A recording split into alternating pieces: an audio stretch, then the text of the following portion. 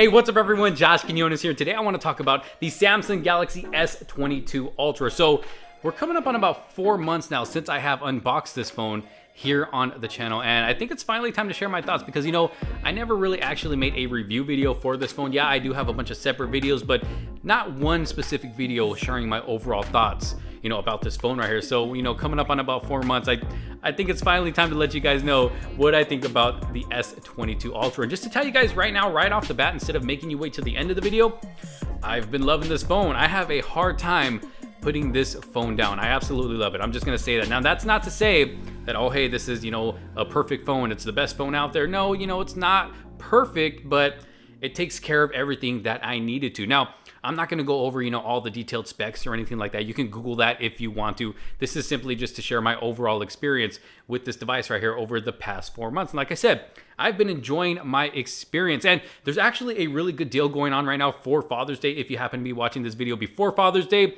I did make a separate video on that and tons of other deals they're having. I'll make sure to have a link down in the description below in case you do want to take advantage of an amazing deal that they have for the S22 Ultra. I mean, you can get a really good deal on this. But overall, I've been loving the phone. When it comes to the looks of this phone, I mean, I think it's a beautiful looking device. It's got a very professional look to it, and I actually really like this burgundy color that it comes in as well. And the green one too, I actually got to see that in person. It's kind of like the green of my shirt right here. That one's looking really good too. Even the Phantom Black, I mean, all the colors are pretty much going to look nice. It's got a nice matte finish in the back, which doesn't attract too many fingerprints. If you don't clean it after a while, yeah, eventually, you know, you'll start feeling, you know, being able to see the fingerprints on there. But overall, beautiful looking back. I mean, when it comes to the front, I mean, Samsung is the best in the game when it comes to, you know, the displays on these devices. I mean, you can't go wrong with the Samsung display. And I pretty much say this in all of my Samsung videos when it comes to their devices.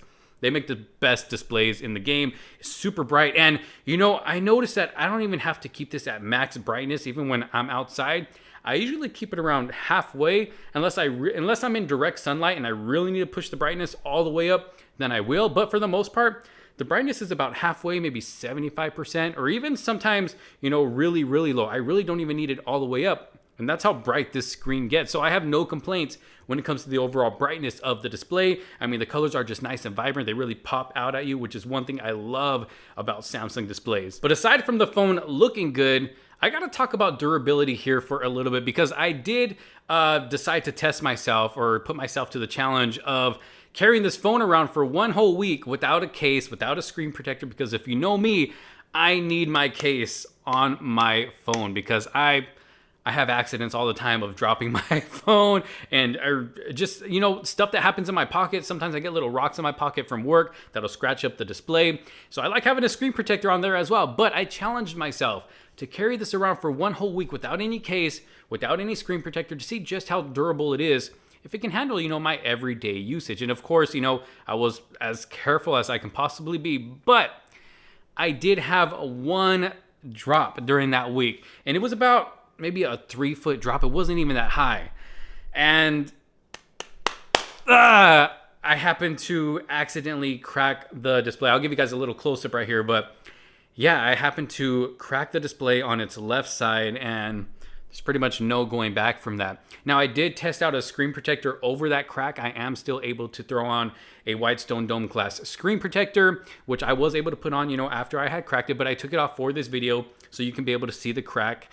And yeah, so now I just have to get the display fixed. I haven't done it yet. I've kind of been procrastinating on that because now I can just pretty much carry this around however I want without worrying about, you know, damaging it because it's already damaged. But then that takes away the water resistant because water can possibly get in that crack and really damage the display even more and just damage the whole device. So yeah, when it comes to overall durability, I don't know. I guess it just depends on the way you drop your phone because I know people who have dropped it and nothing's happened.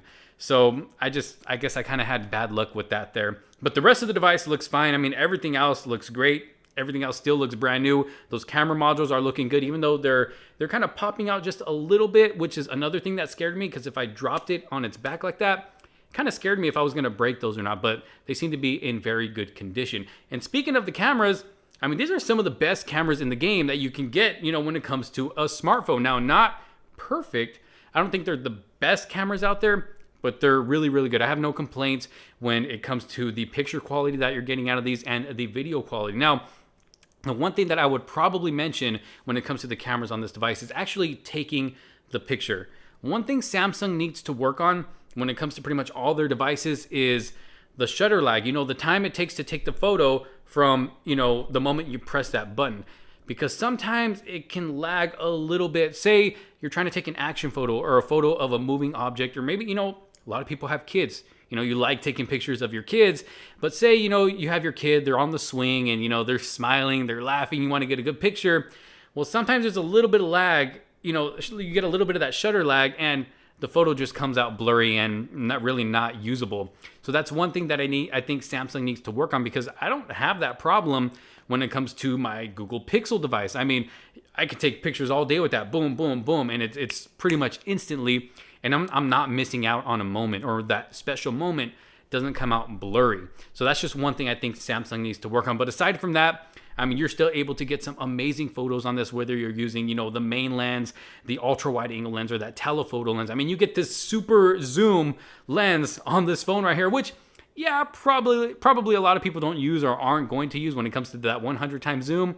But if there's literally something out there that you just can't get close enough to, I mean, that super zoom camera is definitely going to come in handy. I know it has for me.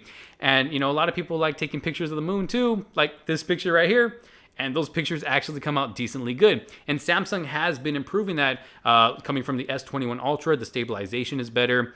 And yeah, so pictures come out a lot better with this device right here. So I'm happy with the overall photo quality. When it comes to videos, same thing. I'm happy with the video quality on this phone right here. Some of the videos on this channel have actually been recorded with this phone right here, and a lot of you don't know that. But video quality is amazing. You have up to 8K video recording as well, which I actually have put a video out showing a full 8K video sample. So I'll have that link down in the description below in case you want to check that out as well. But I'm pretty sure not a whole lot of people are going to be recording in 8K anyways. I mean, I don't know. And me personally, I don't know anybody out there who has an 8K TV. I know you can get them now, but you know, I know a lot of people don't have them yet. Now, when it comes to the overall performance of the phone, this phone performs like a beast. For me personally, I haven't had any problems when it comes to the overall performance on this device. I mean, you're getting that super smooth 120 hertz display. I mean, this thing is butter no matter what you're doing on this device. I mean, gaming performs well on this device as well. I would say one problem that I did have with this phone, I did try out using the Samsung Voice or Bixby Voice, whatever they're calling it now. And when it comes to my text messages, a lot of times I like to use the voice to text. Now, I did start off just using, you know, the Samsung Voice just to see how that will work out, because I usually use Google Voice to text, but I just wanted to try it out, you know, and see how well it worked. And it was so frustrating at some times, because there was times where I would talk, use the voice to text, and it would take a while to figure out what I'm saying. You can see it changing words until it finally figured out what I said. Or a lot of the time it would just put its own thing of what it thought I said. It wasn't quite accurate. And it was doing that for a while. So I was like, you know what? I can't do this anymore. Finally switched over to the Google Voice to Text, which works great. But the only thing with that on this device that I've been experiencing is when I press the button to talk, it'll catch the first word and then it'll stop. And then I got to press it again to continue saying whatever it is I was saying.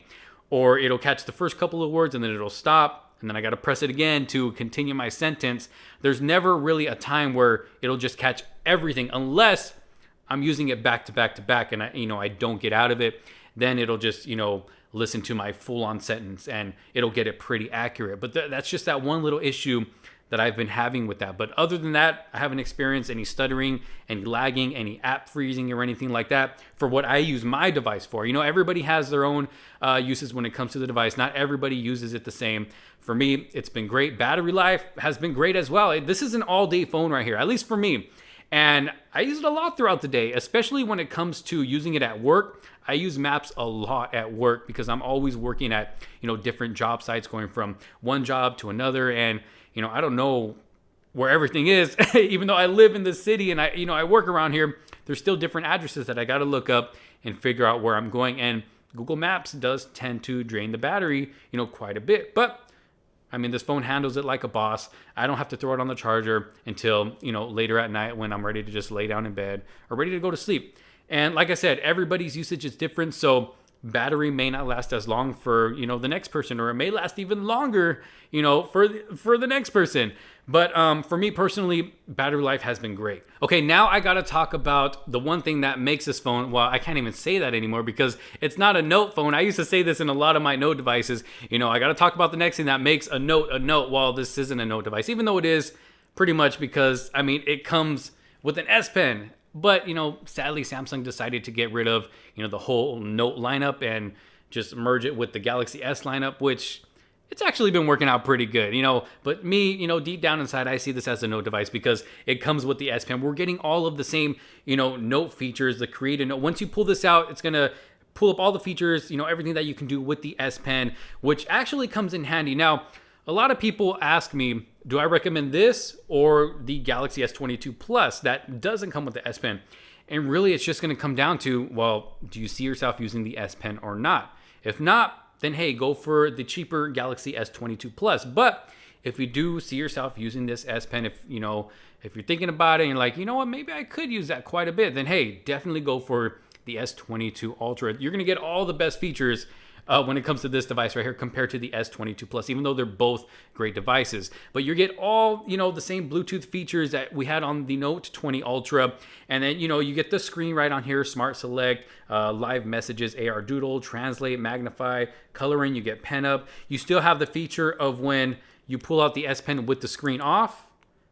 If I pull it out like this, and you can automatically start writing on the screen. So say maybe you have to go to the grocery store, you open up the refrigerator to see what you need. You just pull out your S Pen real quick and you can start just, you know, writing down the list. And as soon as you put the S Pen back in the phone, it'll automatically save whatever note that you wrote down. So that's one feature that definitely comes in handy for me, because, you know, I have a lot of times where I do need to jot something down real quick, and it's easier than having to unlock your phone, go to the notes and type everything out. No, all I got to do is just pull out the S Pen, boom, and start writing. As soon as I put it back in, it's automatically saved. So this S Pen definitely comes in handy, especially when it comes to taking pictures. If you're someone that takes, there's sometimes where we have, you know, family gatherings here at the house, and we like to take big group photos. So it's nice to be able to just set the phone up on a tripod or lean it up against something. Nobody has to be left out of the photo. You don't have to put a timer on the photo or anything. You get to use the Bluetooth feature with this S Pen right here to take the photo. You just press the button on here. Boom, the photo is taken, and you can take as many as you like. You can use this as like a Harry Potter one to switch between the camera set. I mean, there's so much that you can do with this S Pen right here. I mean, it's crazy, and it definitely comes in handy. But like I said, if you don't really see yourself using it all the time, I mean, you can always go with the S22 Plus. Unless you still want the biggest and the best out of all S22 devices, then hey, just go with the Ultra anyways, because it's better to have it and not need it than to need it and not have it eventually, right? So I don't know, it's really going to come down to personal preference. Now, when it comes to watching content on this display, I know I already talked about the display and how beautiful it is and the colors pop and everything, but it is so nice watching content on this big screen right here. I mean, it's like a movie theater screen, but in the palm of your hand, you know? It actually looks really, really good. And the speakers sound good as well. They get pretty loud. Actually, they get really loud. Loud enough for me, at least. I don't ever have to really find myself cuffing them like this to make it louder. I can just hold it up like this or lean it up against something, and it's loud enough. You're getting that stereo speaker setup with this beautiful display, and watching content on here is just, I mean, it's amazing. And another thing about this display is that in-display fingerprint sensor.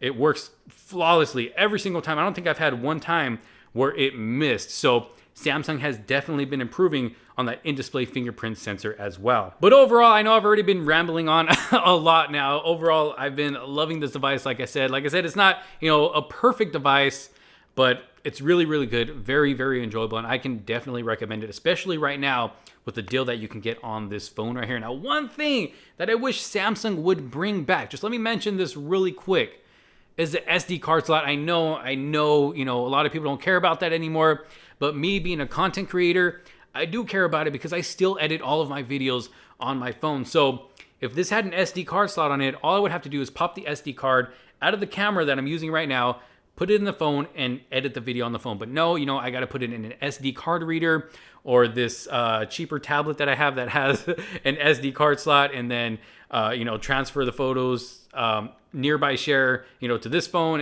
Yeah, sometimes it's just a hassle. It would be nice just to have an SD card slot in here and put it in there and boom, ready to go. So it's kind of a bummer that, you know, Samsung took that away. There's no headphone jack. We all know that already. That's nothing really to complain about. That's something we all saw coming. But Samsung, please just bring back the SD card slot. That way we're not forced to buy the device with, higher storage either. We can buy the 128 gig if we want. And if we want more storage, just pop in that SD card. And yeah, you guys get what I'm talking about. You get the picture.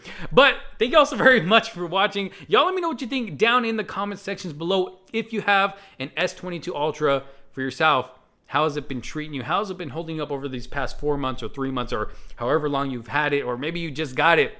How do you like it so far? When it comes to battery life, let me just mention something.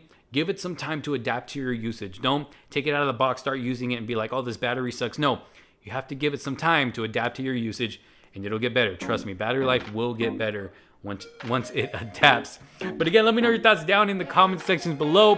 Thank you all so very much for watching. If you did like this video and find it helpful, make sure to give it a huge thumbs up. Don't forget to subscribe, hit that bell for notifications so you're not missing out on any other future videos to come. Thank you all so very much for watching. This is Josh Quinones. I will see you on the next one. Peace out.